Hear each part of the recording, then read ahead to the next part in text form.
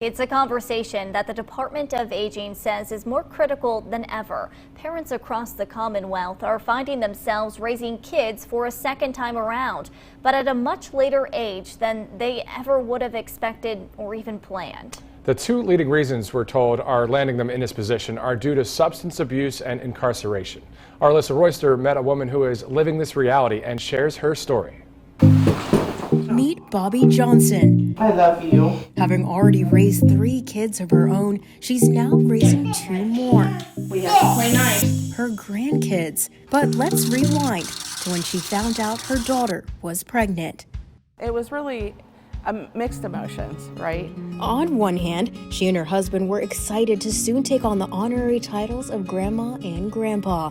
But at the same time, We knew that our daughter was struggling with substance use disorder. still everything seemed fine.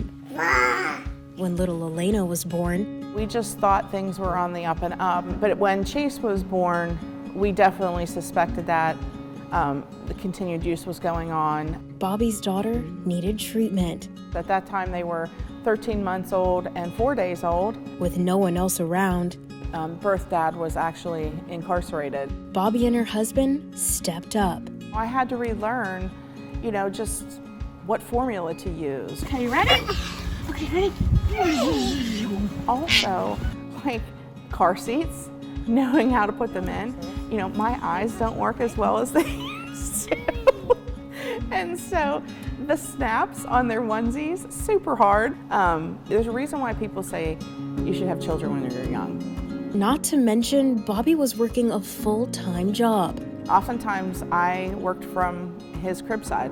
There are over 90,000 families in Pennsylvania alone where the grandparent is raising a grandchild, or in several cases, in many cases, grandchildren. Peanut butter and jelly this morning while we're playing? Yeah? It is a growing demographic across the country and across this region. They're called kinship caregivers. According to Bobby, the Area Agency on Aging has services to help those 55 and up, but not any for those just shy of that number, like her. According to AARP, there are approximately 53 million unpaid familial caregivers in the U.S., with 1.5 million of those caregivers residing in the Commonwealth. And where do they go for help? Deciding to become that answer, Bobby created REST. Which stands for Resources to Empower, Support, and Transform Kinship Families. The point is to provide support and help where we can. Especially to informal kinship caregivers. Those would be the people, honestly, like ourselves, who saw what happened, what was happening, intervened, sought emergency custody. On their own. While with formal kinship caregivers, the county intervenes and seeks out family members to care for the children. And because of that, those people do receive daily stipends to help with the financial burden. The statistics show that for every one person or every one child that's in a formal foster care setting, there are at least 10 children who are placed with families in an informal basis. Leaving them to bear the cost of diapers, formula, bottles, daycare.